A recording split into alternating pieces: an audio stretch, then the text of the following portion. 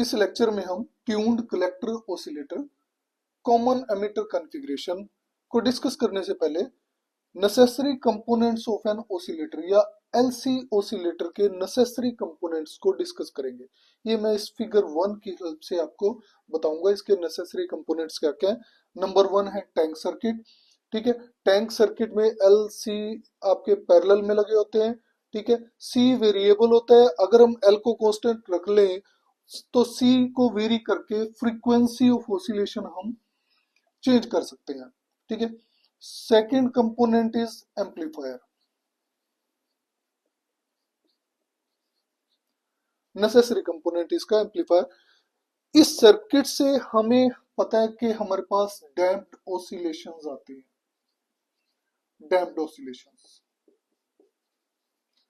Damped oscillations means जो oscillation हमारी इस तरह से आती है उनका एम्पलीट्यूड कम होता जाता है, दे विल डाई आउट। ठीक है, ये अगर आपका V है आउटपुट वोल्टेज और ये टाइम के साथ ये इनका एम्पलीट्यूड डिक्रीज होता है जाता है and they will die out, dead हो जाएंगी एक टाइम पे आके। ठीक है, तो इसको हमें सस्टेन्ड रखना है। इसको सस्टेन्ड रखने के लिए ये हमारा सर्किट नेसेसरी कंपोनेंट्स है। इसमें सेकंड नेसेसरी कंपोनेंट है हमारा एम्पलीफायर। इससे जो सिग्नल वीक सिग्नल आएगा, जो लॉसेस होंगे, वो लॉसेस हमारे ट्रांजिस्टर जो होगा वो एम्पलीफाई करेगा।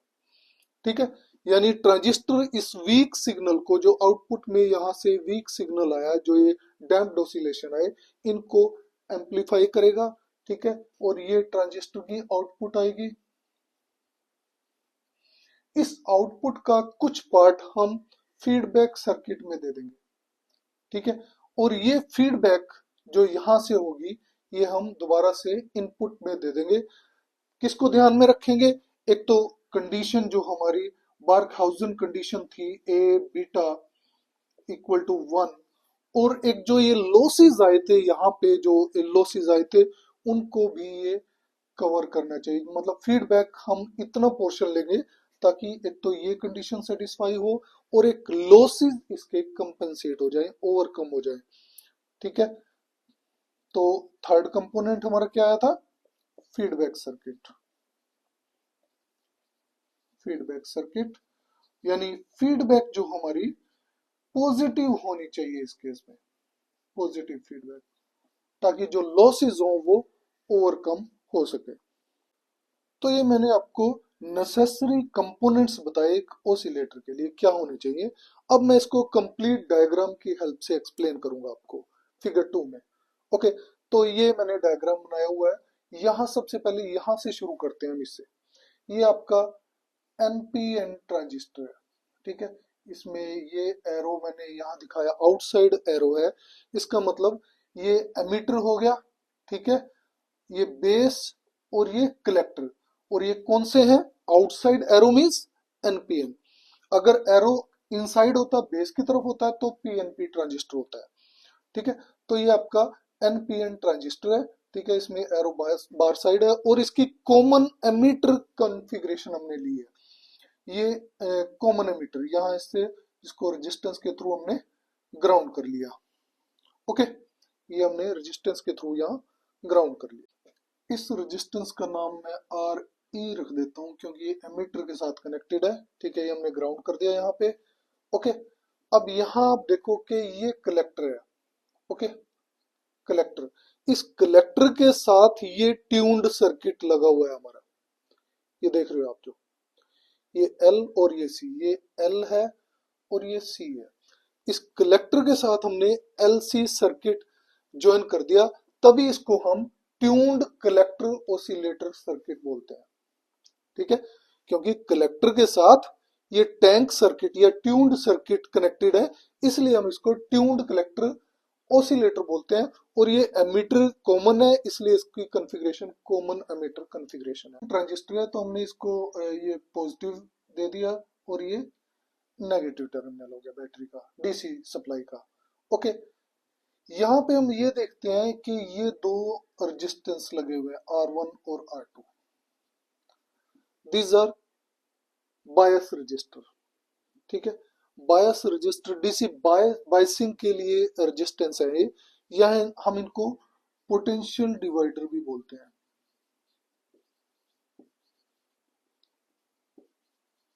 ठीक है, R1 and R2, this will act as potential divider, या बायस रजिस्टर भी हम बोलते हैं। बायसिंग के लिए हमने प्रॉपर बायसिंग हो जाए ताकि ये हमारा एक्टिव मोड में काम करे एनपीएन ट्रांजिस्टर। अगर हम R1 को ओमिट कर दें, एक इन दोनों में से जो सीरीज में लगे हुए हैं रजिस्टर पोटेंशियल डिवाइडर का जो काम करते हैं, अगर सपोज करो मैं इसको हटा देता हूँ, तो यहाँ जो ट्रांजिस्टर में करंट होगा वो जीरो हो जाएगा, और ट्रांजिस्टर में करंट जीरो होगा तो ये सर्किट ओसिलेट करना बंद कर देगा, ओसिलेशन नहीं होगी, और हमारे पास फिर से डैम्प्ड ओसिलेशंस आएंगे। अब बात करते हैं आरई की। आरई जो है, आरई भी बायस रजिस्टर ही है एक तरह से, डीसी बायस प्रोवाइड करता है, डीसी बायसिंग में यूज करें हम इसको भी, लेकिन इसके मेन काम है, सबसे मेन काम है इसका कि ये स्टेबलाइज करता है, it stabilises the operating point of transistor.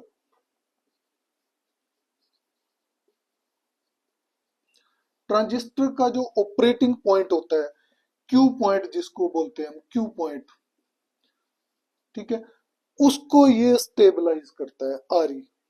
ठीक है, आर ई मीन्स एमीटर के साथ ये कनेक्ट है, तो ये एमीटर रजिस्टर है, ये स्टेबलाइज करता है operating point of transistor, that is Q point. ठीक है, नंबर टू, आर ई की वैल्यू को एडजस्ट करके हम ट्रांजिस्टर के गेन को एडजस्ट कर सकते हैं। ठीक है, अगर हम एडजस्ट करते, adjusting the value of R E, value of RE can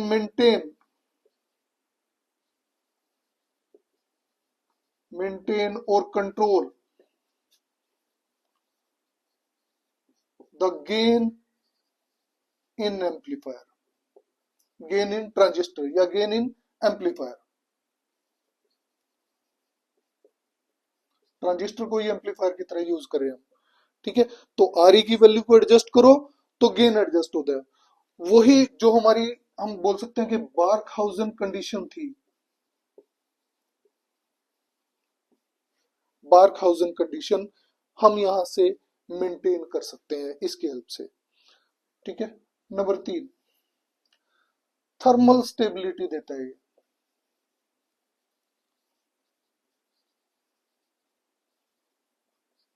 thermal stability to oscillator.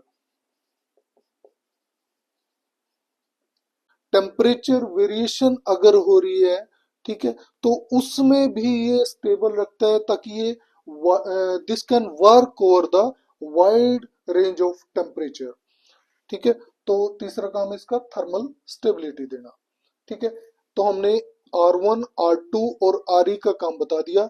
ये हमारा टैंक सर्किट है, ये आपका एनपीएन ट्रांजिस्टर है जो एम्पलीफायर की तरह काम कर रहा है, और ये सीई और सी आप देख सकते हो कि दोनों एक ही जैसे सर्किट में लगे हुए हैं ना।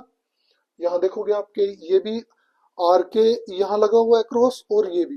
ठीक है, तो यहाँ हम CE and C, these are bypass capacitors, bypass.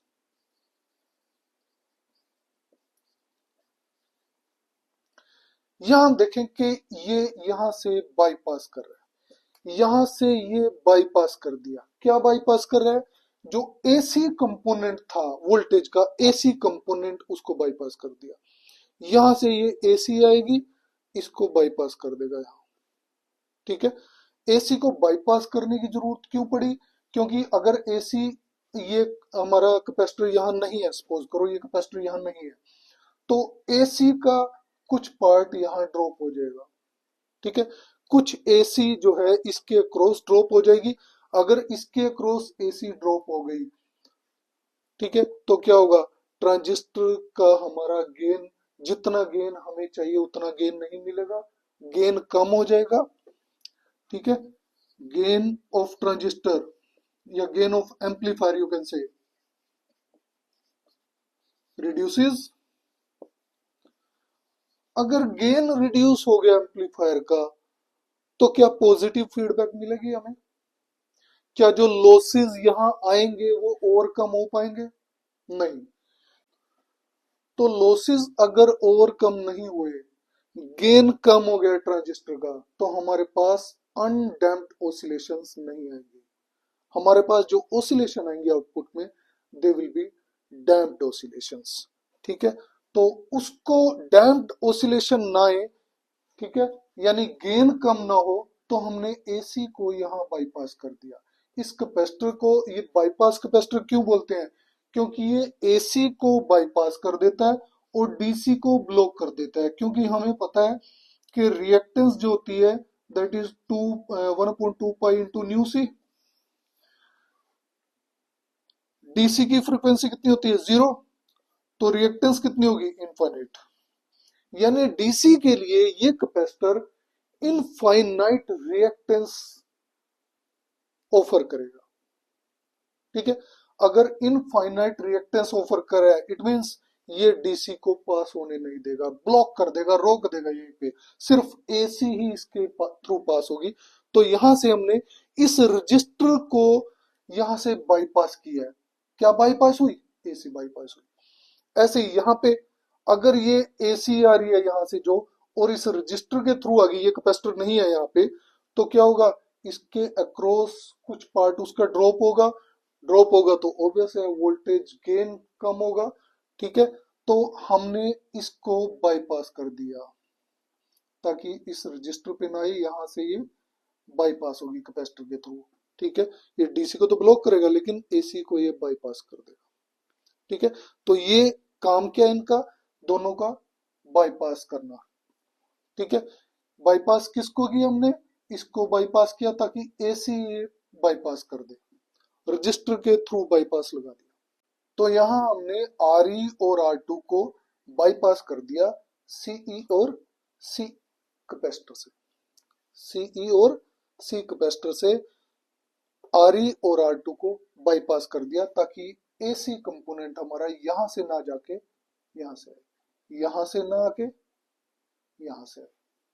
Okay, अब बात करते हैं, अब हमारा ये पोर्शन रह गया यहाँ पे, ये दो कोयल आप देख रहे हो L1 एंड L2।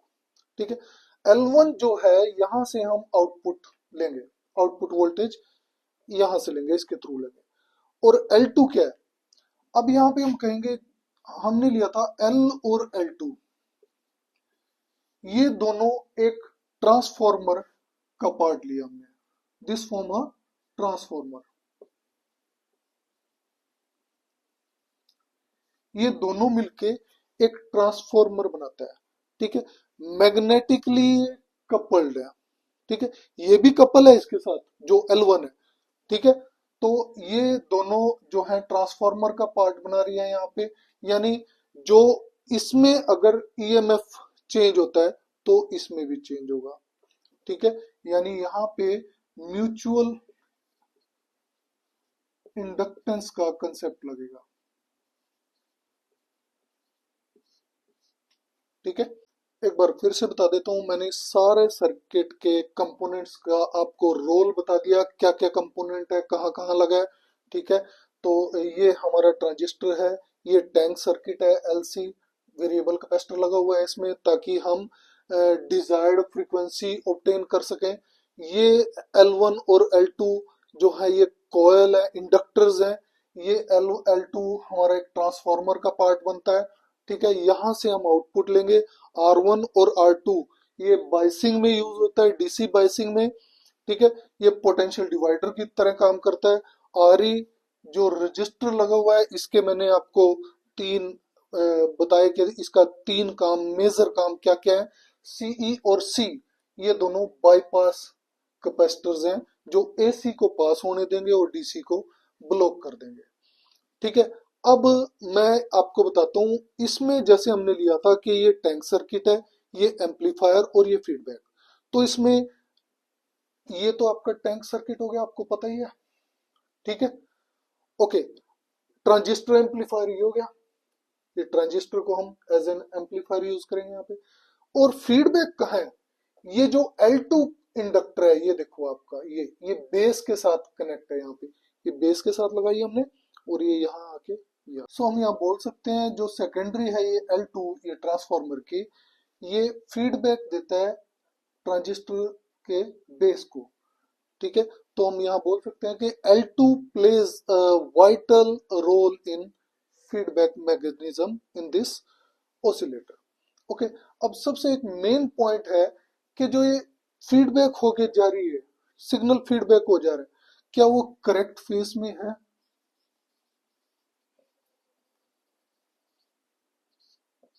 ठीक है ना।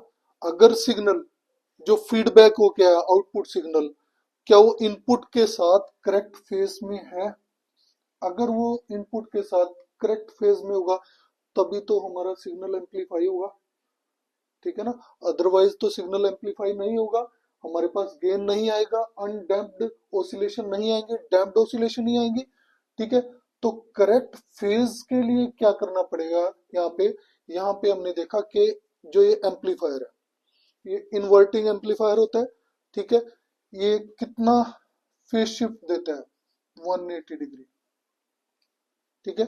ये कितना फेज को शिफ्ट करता है, 180 डिग्री, यानी ट्रांजिस्टर, ठीक है। और ये जो ट्रांसफॉर्मर है, ट्रांसफॉर्मर की कॉइल्स हैं, ठीक है, जो ये इंडक्टर कॉइल्स हैं, कॉइल्स ऑफ ट्रांसफॉर्मर, ये कितना प्रोड्यूस करती है, 180 डिग्री फेज शिफ्ट, ठीक है। 180 इसने किया, ठीक है, 180 इसने किया था, तो कितना हो गया, 180 प्लस 180, 360 डिग्री फेज शिफ्ट। यानी दोबारा से हमारा जो सिग्नल होगा इनपुट के साथ फेज में होगा, सेम फेज में होगा, या उसके साथ जीरो फेज में होगा। 360 का मतलब वहीं पे घूम के आ जाते हैं हम, ठीक है। तो this will be in same phase. तो जो फेज, करेक्ट फेज का क्राइटेरिया है कि जो feedback voltage I that should be in correct phase with input, वो भी यहां से सेटिस्फाई हो जाता है। तो जब हमने की को क्लोज किया, ठीक है, तो ये collector current start increasing, collector current increase करना शुरू कर देगा, ठीक है। और इस कैपेसिटर की चार्जिंग शुरू हो जाएगी थ्रू एल। जब इसकी चार्जिंग शुरू होगी, ठीक है, तो यहाँ पे ये पॉजिटिव चार्ज आ जाएगा अपर प्लेट पे, यहाँ पे पॉजिटिव, ठीक है, और यहाँ नेगेटिव चार्ज आ जाएगा, इलेक्ट्रॉन यहाँ पाइल अप हो जाएंगे, ठीक है। जब ये फुली चार्ज हो जाएगा कैपेसिटर आपका, यहाँ हम कहेंगे इलेक्ट्रोस्टैटिक एनर्जी या इलेक्ट्रिक एनर्जी स्टोर हो जाएगी, जिसको हम पोटेंशियल एनर्जी भी बोलते हैं, ठीक है। पोटेंशियल एनर्जी इस कैपेसिटर में स्टोर हो जाएगी, ठीक है। अब जब ये फुली चार्ज हो गया, पोटेंशियल एनर्जी यहाँ पे स्टोर हो गई, फिर ये क्या करेगा, डिस्चार्ज होना शुरू कर देगा थ्रू दिस एल, ठीक है। जब इसके थ्रू ये डिस्चार्ज होगा तो क्या होगा, इसमें से करंट जाएगा एल में से, जब एल में से करंट जाएगा तो इसमें मैग्नेटिक फील्ड डेवलप होगा। जब ये फुली डिस्चार्ज हो जाएगा कैपेसिटर, तो यहाँ पे जो ये पोटेंशियल एनर्जी थी या इलेक्ट्रिक एनर्जी थी, अब ये मैग्नेटिक एनर्जी में कन्वर्ट हो जाएगी, मैग्नेटिक एनर्जी, ठीक है। फिर से ये इंडक्टर जो है इसके थ्रू डिस्चार्ज हो, यानी मैग्नेटिक लाइंस जो होंगी वो कोलैप्स होना शुरू कर देंगी, मैग्नेटिक फील्ड कम होगा, तो कैपेसिटर की फिर से चार्जिंग हो जाएगी, चार्जिंग होना शुरू करेगी, लेकिन अब चार्जिंग किस डायरेक्शन में होगी, अब अपोजिट डायरेक्शन में।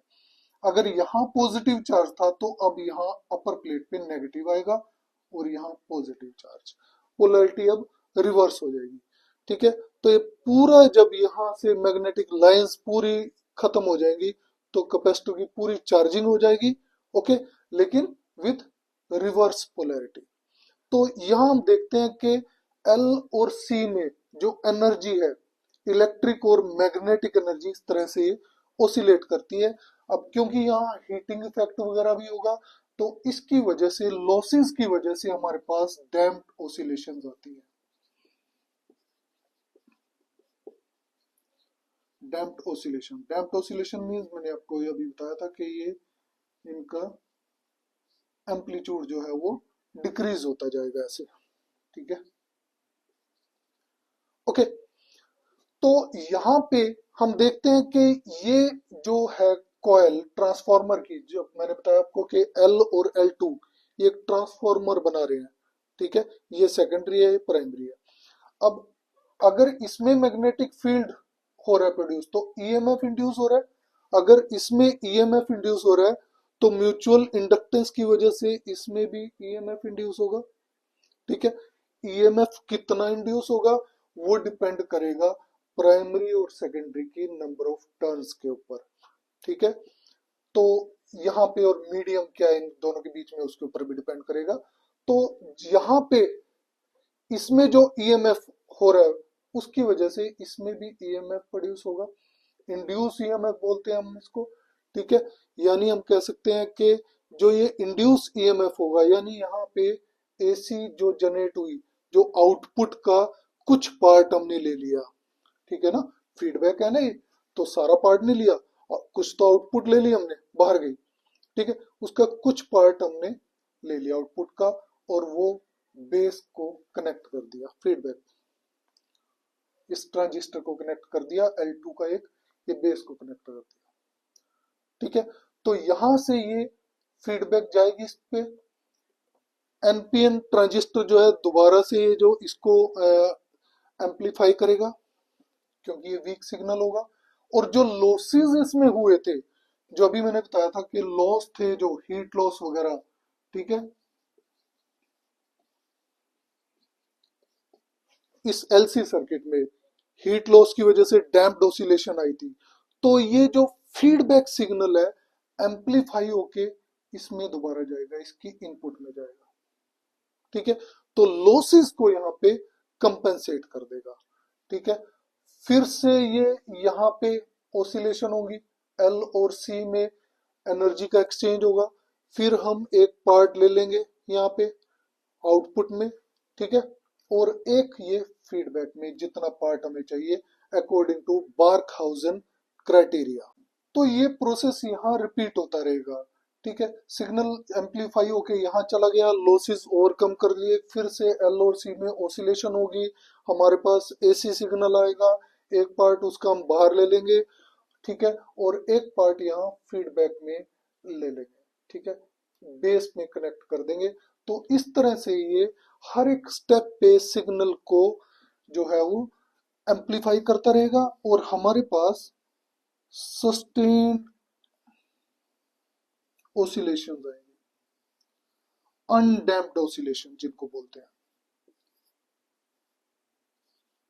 ठीक है, ये देखो इस टाइप की ओसिलेशन आएंगी, इनको हम सस्टेन्ड ओसिलेशन बोलते हैं, या अनडैम्प्ड ओसिलेशन होते हैं जो टाइम के साथ चेंज नहीं होती। या हम ये कहें कि ये हमारा ए बीटा इक्वल टू 1 जो बार्कहाउजेन क्राइटेरिया है उसको सेटिस्फाई करेगा।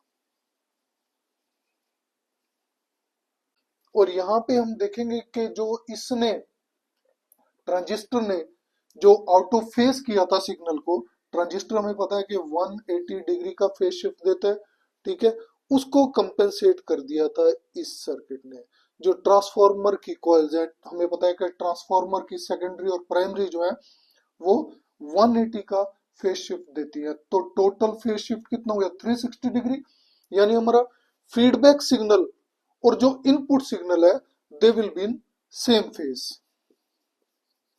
या उनके बीच में जीरो फेस होगा। जीरो फेस होगा तो सिग्नल हमारा एम्पलीफाई होगा, वो डिक्रीज नहीं होगा। ठीक है, यानी हमारे पास सस्टेन्ड ओसिलेशंस यहाँ पे रिसीव होंगे। सो ये सब मैंने आपको बताया tuned collector oscillator in common emitter configuration है। नेक्स्ट लेक्चर में हम ट्यून्ड बेस ऑसिलेटर करेंगे। Thank you.